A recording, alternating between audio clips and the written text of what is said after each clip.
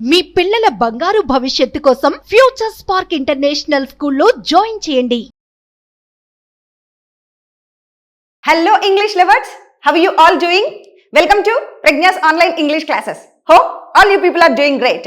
So friends, I'm in front of you with a new concept. ఈ రోజు ఒక కొత్త కాన్సెప్ట్ తో మీ ముందుకు వచ్చేసాను.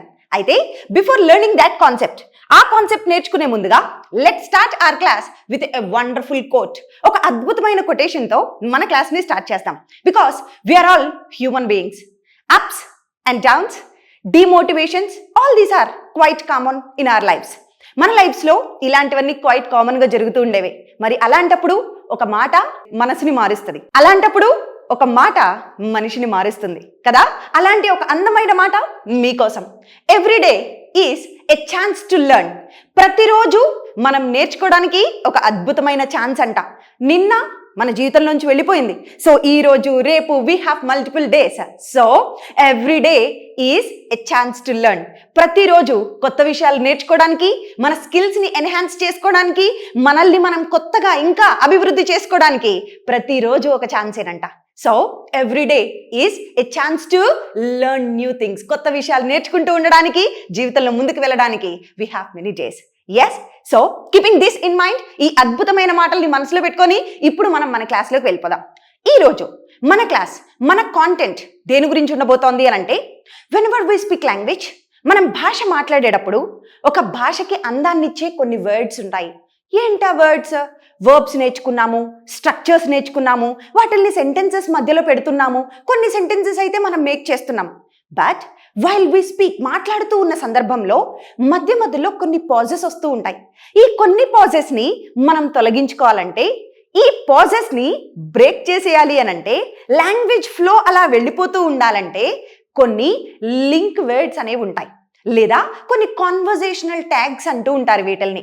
చూడండి, మనం మాట్లాడుతూ నాకు తెలిసి అంటాం, మాట్లాడుతూ మధ్యలో నాకు తెలిసినంత వరకు అనాలి, మాట్లాడుతూ చూడు ఇలా అనాలి. అంటే ఇలా మధ్యలో యూజ్ చేసే వాటిని ఏమంటాము? లింక్ వర్డ్స్ అంటూ ఉంటాం. కొంతమంది దీన్నే కాన్వర్జేషనల్ ట్యాగ్స్ అంటారు. కాన్వర్జేషన్ మధ్యలో యూజ్ చేస్తున్న కొన్ని ట్యాగ్స్. అయితే మరి ఇవి ఎలా ఉంటాయి? ఇలాంటివి ఉన్నప్పుడు మన భాష చాలా అందంగా ఉంటుందండి, చాలా ఫ్లవరీగా ఉంటుంది. So in order to make your language appear more flowery, you should know some tags, you should know some link words. కొన్ని లింక్ వర్డ్స్ అనేవి మనకు తెలియాలి. ఆ లింక్ వర్డ్స్ నేర్పించే ప్రయత్నమే ఈ class. Okay friends, I'm Ujjwala from Pragna Spoken English Institute. Now we are going to start the session. Let's learn some link words. Konni link words నేర్చుకుందాము. The first link word that I have come up for you, మీకోసం నేను తీసుకొచ్చిన మొదటి link word ఏంటి అని అంటే as far as. మనం చాలా సందర్భాల్లో అంటాం, నాకు తెలిసినంత వరకు, నాకు గుర్తున్నంత వరకు, ఇలా వరకు అంటాం కదా. ఇలా వరకు అన్నప్పుడు మనం చెప్పాల్సిన మాట ఏంటి అని అంటే as far as. As far as. ఇప్పుడు దీనికోసం కొన్ని ఎగ్జాంపుల్స్ చెప్తాను చూడండి. నాకు తెలిసినంత వరకు అతను ఈ కాంపిటీషన్లో కంపీట్ చేయబోట్లేదు. నాకు తెలిసినంత వరకు, అప్పుడు నేను ఎలా చెప్తాను? As far as I know he is not going to compete. నాకు తెలిసినంత వరకు అతను కాంపిటీషన్లో పాల్గొనట్లేదు. నెక్స్ట్, నాకు గుర్తున్నంత వరకు నేను ఎప్పుడూ అతన్ని కలిసిందే లేదు. నాకు గుర్తున్నంత వరకు, ఇక్కడ వరకు అంటున్నాను చూడండి. నాకు గుర్తున్నంత వరకు అనడానికి as far as I remember, as far as I remember, I have never met him. నేను ఎప్పుడూ అతన్ని కలిసిందే లేదు.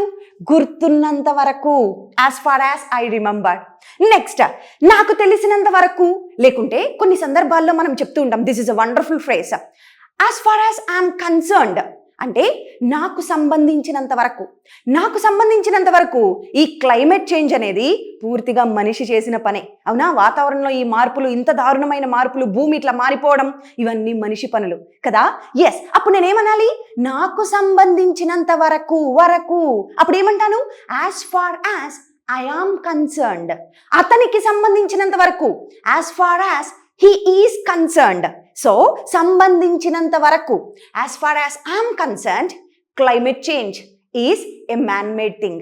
క్లైమేట్ చేంజ్ అనేది, ఈ ప్రకృతిలో మార్పులు అనేవి మనిషి తీసుకొస్తున్నవే, ఇవంతా డిజాస్టర్స్ అన్ని.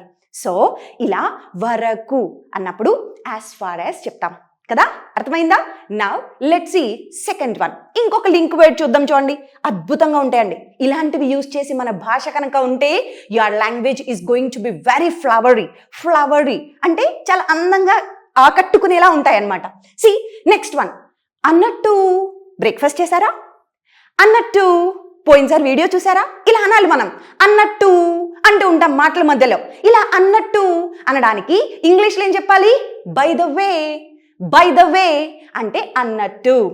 By the way, have you completed your project?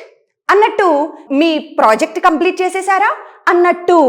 Next, by the way how is your father doing? By the way అన్నట్టు నాన్నగారు ఎలా ఉన్నారు అనాలి. By the way how is your father doing? Next, అన్నట్టు మీరు నేర్చుకోవడానికి రెడీగా ఉన్నారా అన్నట్టు. By the way are you ready to learn?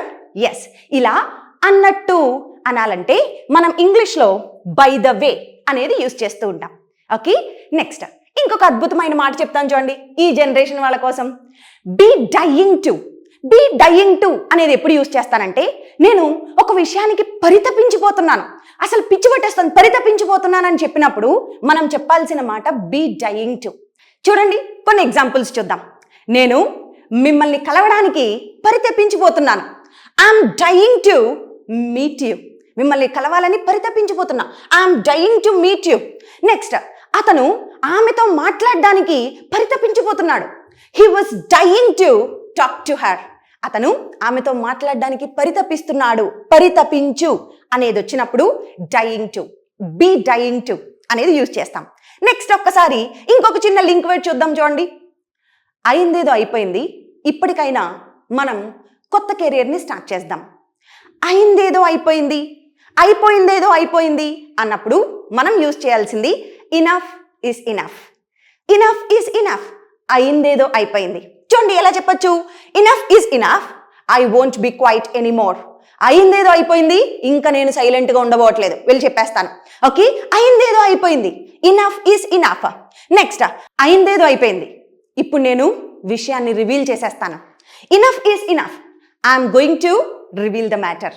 అంటే అయిందేదో అయిపోయింది అన్నప్పుడు ఇనఫ్ ఈస్ ఇనఫ్ అనేది యూజ్ చేస్తాం. నెక్స్ట్ లింక్ వర్డ్ చూద్దాం. మనం చాలా సందర్భాల్లో నిజానికి, వాస్తవానికి అనే మాటలు అంటూ ఉంటాం. నిజానికి, వాస్తవానికి ఇలా అనాలంటే ఆనెస్ట్లీ స్పీకింగ్, ఫ్రాంక్లీ స్పీకింగ్ లేదా టు బి ఆనెస్ట్ ఇలాంటి మాటలు చెప్తూ ఉంటాం. ఎస్, ఒకసారి ఎగ్జాంపుల్స్ చూడండి. Frankly speaking, I don't understand the concept. నిజంగా చెప్పాలంటే నాకు ఆ కాన్సెప్ట్ ఏం అర్థం కాలేదు. Honestly speaking, he is not a reliable person. వాస్తవానికి మాట్లాడాలంటే అతనేమి అంత నమ్మదగిన పర్సన్ కాదు, ఆధారపడదగిన పర్సన్ కాదు. Next, to be honest, I don't like his attitude. నిజం చెప్పాలంటే నాకు అతని యాటిట్యూడ్ అంటే పెద్దగా నచ్చదు. అంటే నిజానికి, వాస్తవానికి అన్నప్పుడు ఇలా యూజ్ చేస్తాం. నెక్స్ట్, అనుకుంటా. అనుకుంటా, అనుకుంటున్నా అని చెప్పాలి. అప్పుడు ఏమంటామంటే ఐ థింక్ అనేది చెప్తూ ఉంటాం. I think he has failed his exam. అతను తన ఎగ్జామ్ ఫెయిల్ అయిపోయాడు అనుకుంటా. అనుకుంటా. Next, I think they are unhappy with the output. వచ్చిన అవుట్పుట్ని బట్టి వాళ్ళు సంతోషంగా లేరనుకుంటా.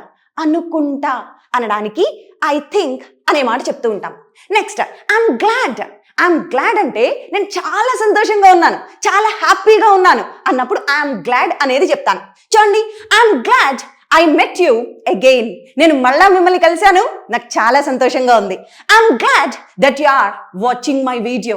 మీరు నా వీడియో చూస్తున్నారు, నాకు చాలా సంతోషంగా ఉంది. I'm glad you like this presentation. ఓ, మీకు ఈ ప్రెజెంటేషన్ నచ్చిందా? ఎస్, నాకు చాలా సంతోషంగా ఉంది, నేను చాలా సంతోషంగా ఉన్నాను అన్నప్పుడు ఐఎమ్ గ్లాడ్ అనేది చెప్తాను. నెక్స్ట్, కొన్ని సందర్భాల్లో చూడండి, చూడు అని ఇలా కన్నెర్ర చేసి చెప్తూ ఉంటాం. అప్పుడు ఏమనాలి అని అంటే లుక్ అని ఎప్పుడు చెప్తామంటే look, I don't mean to hurt you. నిన్ను హర్ట్ చేయడం నా ఉద్దేశం కాదు. సుమన్ టీవీలో మీ పర్సనల్ అండ్ బిజినెస్ ప్రమోషన్స్ కోసం కింది నెంబర్కి కాంటాక్ట్ చేయండి.